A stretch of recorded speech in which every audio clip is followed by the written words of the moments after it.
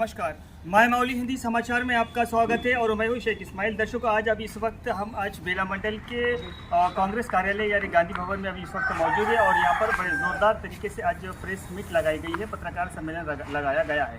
अभी यहां पर पत्रकार सम्मेलन लगाने का मकसद इन दिग्गजों से और ये कांग्रेस नेतागणों का कहना है कि जिस तरह से किसानों को भड़का रहे हैं बीआरएस और भाजपा, ये दोनों सरकार सबसे पहले अपने दूसरे की तरफ एक उंगली बताने के पहले अपने खुद के तरफ 4 उंगली उनके तरफ इशारा करती है। लेकिन ये जो दो पार्टी है, अपोजिशन जो पार्टी है, वो सिर्फ किसानों को भड़काने के अलावा कुछ नहीं कर रहे, क्योंकि हर एक किसान को पता है और हर कोई किसान कांग्रेस के सपोर्ट में है और कांग्रेस की जो नीति है और कांग्रेस की जो नीयत है और कांग्रेस का जो रास्ता है वो सीधे तौर पर उन जनता को दिखाई दे रहा है। इसीलिए कांग्रेस में जिस तरह से लोग आ रहे हैं और कांग्रेस का सपोर्ट कर रहे हैं, एक तूफान की तरह कांग्रेस में आ रही है। ये लोगों को यानी जो अपोजिशन पार्टी है इनको ये दिखाई नहीं दे रहा है, इसीलिए ये कांग्रेस के ऊपर उच्च नीच बात कर इन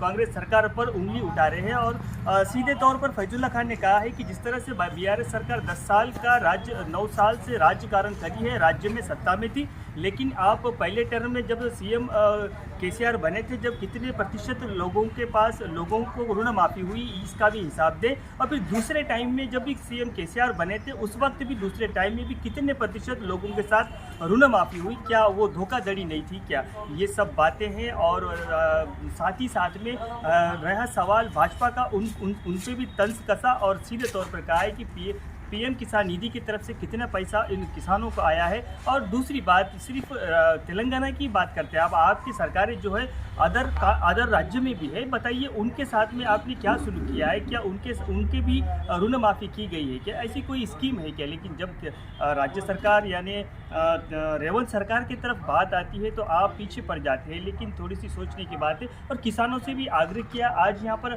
सभी नेतागण किसानों से भी आग्रह कर रहे हैं कि किसी के बहकावे में ना आए। ऐसा फैजुल्ला खान यानी पार्टी अध्यक्ष बेला मंडल, इनका कहना है कि किसी के कोई पार्टी के भेदभाव में, किसी बहकावे में ना आए, वो अपना काम करे। आपको हम बिल्कुल भरोसा दे रहे हैं कि जो सीएम रेवंत रेड्डी की जो सरकार है वो पूरी तरह से किसानों के साथ में पूरी तरह से इंसाफ किया जाएगा।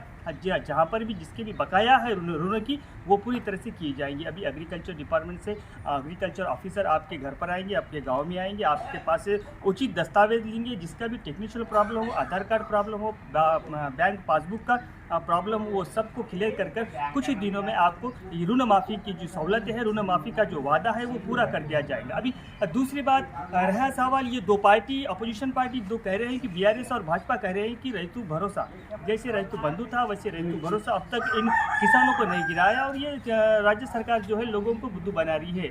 लेकिन उसका भी वादा कर रहे हैं कि आने वाले दशरे के बाद में वो भी स्कीम चालू हो जाएंगी और जनता का पैसा, ये प्रजा का पैसा है, प्रजा का पैसा किस तरह से लागू किया जाएगा, क्योंकि ये जनता का पैसा किसको दिया जाएगा किसको नहीं दिया जाएगा उसकी सब गाइडलाइन तैयार हो रही है। कहते हैं कि जैसा कि बीआरएस सरकार में जहाँ पर पत्थर थे, जहाँ पर लेआउट थे, जो भी गैर कानूनी तरीके से जो जिनके पास पैसा था, पैसे वालों को ही बढ़ावा दिया गया है, लेकिन गरीब तक उस पैसे को नहीं पहुँचाया गया है, वो सब बातें आज प्रेस मीट में लगाई गई है। और पिछले 2 दिनों में जिस तरह से धरना प्रदर्शन हो रहा है, जिस तरह से रेवंत रेड्डी के खिलाफ, जिस तरह से सीएम रेवंत रेड्डी के खिलाफ जिस तरह से धरना प्रदर्शन हो रहा है, उसका निषेध कर रहे हैं कि जनता को बिल्कुल सब्र रखना चाहिए। कांग्रेस सरकार एक ऐसी नीति वाली सरकार है जो बात कहते हैं वो पत्थर की लकीर होते हैं और उस बात पर कायम रहने की पूरी तरह से रेवंत सरकार कोशिश कर रही है। धन्यवाद और आप बने रहिएगा माय माउली हिंदी समाचार के साथ।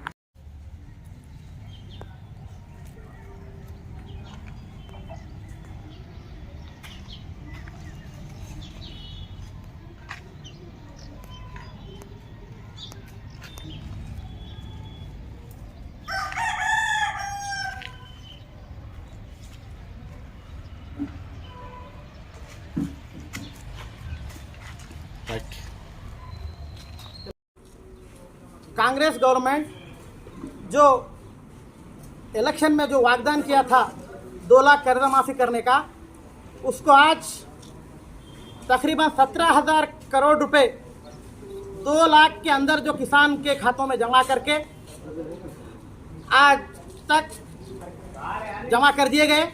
और आने वाले दिनों में और कुछ 2 लाख के ऊपर जो है फैमिली के, एक घर के है, पत्नी और पति के 2 लाख के ऊपर जो कर्ज है, इसके ऊपर भी अभी एक गाइडलाइंस आने वाला है, उसको किस तरह करना है वो भी हो जाएगा। मैं बेला मंडल के सभी काश्तकार भाइयों से हाथ जोड़ के विनती करता हूं, प्रार्थना करता हूं, आप लोग जो अपोजिशन के जो बीजेपी के लोग होने दो चाहे बीआरएस के लोग होने दो, उनके बहकावे में ना आते हुए आपका जो कर्ज माफ है वो पूरा होगा, क्योंकि ये हमारे मुख्यमंत्री गौरव मुख्यमंत्री रेवंत रेड्डी साहब के नेतृत्व में हमने जो इलेक्शन से पहले वरंगल डिक्लेरेशन में